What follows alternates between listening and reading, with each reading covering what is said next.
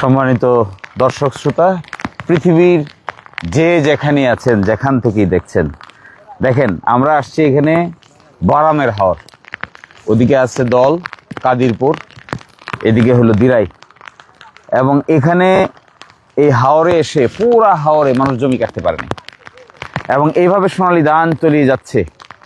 শুধু এখানে না, এটা তলিয়ে যাচ্ছে তাপ্তির হাওরে, তলিয়ে যাচ্ছে কুলুঞ্জের বিভিন্ন হাওরে, তলিয়ে যাচ্ছে রফিনগরের হাওরে, করিমপুরের হাওরে, সব জায়গায়। দেখেন এগুলো, এই ধান যারা কাটছে, এটা কাইটে আরো মহাবিপদে পড়ছে। রাস্তার ভিতরে অনেক ধান দেখা গেছে যে কাটছে, কিন্তু এটা বিপদের মধ্যে আছে, এগুলো আর নিতে চায় না, কেউ তুলতেও চায় না। এবং এই ধান নিয়ে এমন বিপদে পড়ছে মানুষ। দেখেন এগুলো দেখে, ভিডিও দেখে, ফেসবুক পোস্ট দেখে সবাই অবহিত হয়েছেন, কিন্তু করবেন কি এখন? এটাই হলো মূল ইস্যু। কাজটা কি?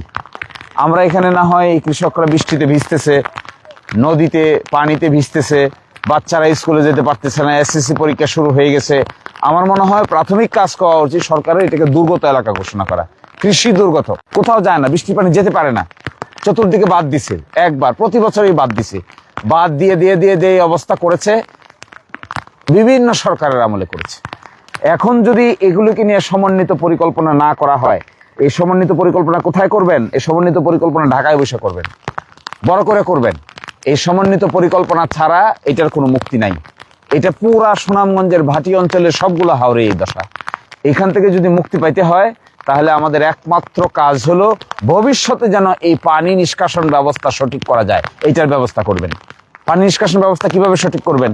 পানি নিষ্কাশন ব্যবস্থা সঠিক করতে গেলে আপনাকে বৃষ্টি হবেন। এখানে কিন্তু চৈত্র মাসে এমন শুকাইছিল যে মানুষ বৃষ্টির জন্য ধানে পানি দিবে কোথা থেকে তার ব্যবস্থা ছিল না, সেচ প্রকল্প ছিল না, সেচের কোনো ব্যবস্থা ছিল না। তো চৈত্র মাসে পানি নাই, আর বৈশাখ মাসে এমন পানি আসছে যে একেবারে সব শেষ। তো এই জন্য আমি আপনাদেরকে অনুরোধ করতে চাই, এগুলার একদিনের কোনো সমাধান দরকার নাই। একবার গেছে তো গেছেই, মানুষ কান্নাকাটি করে বসে থাকবে। কি করবে মানুষ? খাবে কি? যাবে কোথায়? কার কাছে যাবে? কার কাছ থেকে চাইবে? কিন্তু তাদের জীবন চলে যাবে সাহায্য সহযোগিতা করে। কিন্তু ভবিষ্যৎ, পরের বছর, তারপরের বছর, তারপরের বছর, এগুলো যদি মুক্তি দিতে না পারেন, তাহলে এখানে এসে সরকারের দায়িত্ব পালন হবে না। সরকারের দায়িত্ব পালন করতে গেলে মেগা প্রকল্প লাগবে, মেগা প্রকল্প। এই মেগা প্রকল্প এইভাবে 2, 4, 10 কোটি 20 কোটি টাকার বিষয় নয়। মেগা প্রকল্প প্রয়োজন হলে 500, 1000 কোটি টাকার প্রকল্প লাগবে। খনন করবেন, পানি থাকার ব্যবস্থা করবেন, পানি যেটা আসবে এটা নিষ্কাশনের ব্যবস্থা করবেন, বস শেষ। যথেষ্ট সুইচ গেজ করবেন, একটা হাওর থেকে আরেকটা হাওরকে আলাদা করবেন। এবং আমি যেগুলো বলছি এগুলো আমার ইনস্ট্যান্ট বুদ্ধির কথা, কিন্তু ইঞ্জিনিয়ার ডাকলে পৃথিবীর বিভিন্ন দেশে এই সমস্ত হাওর আছে, ধান চাষ প্রকল্প আছে, এগুলো তাদেরকে ডেকে বসে যদি প্রকৃত সমাধান করতে পারেন, তবেই আমি মনে করব কৃষকদের জন্য কিছু করা হয়েছে। আর যদি তা করতে না পারি, তাহলে বছরের পর বছর এগুলা ঘটবে, আর আমরা শুধু দেখব, আমাদের কৃষকরা কানবে।